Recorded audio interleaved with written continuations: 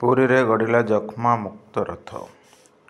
2025 ସୁଦ୍ଧା ଯକ୍ଷ୍ମା ମୁକ୍ତ ଭାରତବର୍ଷ ପାଇଁ ପୁରୀ ଜିଲ୍ଲାର ପ୍ରତି ଗ୍ରାମରେ ସଚେତନତା ସୃଷ୍ଟି ପାଇଁ ଆଜି ପୁରୀ ସଦର ମୁଖ୍ୟ ଚିକିତ୍ସାଳୟରୁ ଗଡ଼ିଛି ଯକ୍ଷ୍ମା ମୁକ୍ତ ରଥ।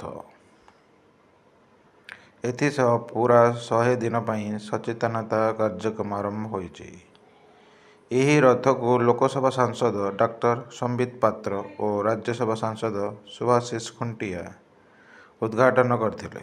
ପ୍ରାରମ୍ଭରେ ଡାକ୍ତର ଲଲାଟେନ୍ଦୁ ମିଶ୍ରଙ୍କ ଅଧ୍ୟକ୍ଷତାରେ ଅନୁଷ୍ଠିତ ଏହି କାର୍ଯ୍ୟକ୍ରମରେ ଉଦ୍ବୋଧନ ଦେଇ ସାଂସଦ ଡାକ୍ତର ସମ୍ବିତ ପାତ୍ର କହିଥିଲେ ଯେ କେବଳ ଗରିବମାନଙ୍କୁ ଓ ସାଧାରଣ କାଶରେ ଯେ ଯକ୍ଷ୍ମା ହୁଏ ଭଳି ଭାବନାରୁ ଦୂରରେ ରହି ପ୍ରଧାନମନ୍ତ୍ରୀଙ୍କ ଆହ୍ୱାନକୁ ଗ୍ରହଣ କରି ଜିଲ୍ଲାର ଯକ୍ଷ୍ମା ରୋଗୀମାନଙ୍କୁ ସ୍ନେହ ଶ୍ରଦ୍ଧାରେ ଆଦରି ନେବା ଆବଶ୍ୟକ। ଉପଯୁକ୍ତ ଚିକିତ୍ସା ଓ ନିୟମିତ ଔଷଧ ସେବନ ଦ୍ୱାରା ଯକ୍ଷ୍ମାରୁ ସୁସ୍ଥ ହୋଇପାରିବା। ତେଣୁ ଭୟଭୀତ ନ ହୋଇ ଓ ରୋଗ ନ ଲୁଚାଇ ଚିକିତ୍ସା ଗ୍ରହଣ କରିବାକୁ ସେ ଅନୁରୋଧ କରିଥିଲେ। ସାଂସଦ ଶ୍ରୀ ଖୁଣ୍ଟିଆ କହିଥିଲେ ଯେ ତୃଣମୂଳ ସ୍ତରରୁ ଯକ୍ଷ୍ମା ନିରାକରଣ କରି ଏକ ସୁସ୍ଥ ଭାରତବର୍ଷର ଗଠନ ପାଇଁ ସମସ୍ତେ ସଜାଗ ରହିବା ଏବେ ଏକ ବଡ଼ ଆବଶ୍ୟକତା।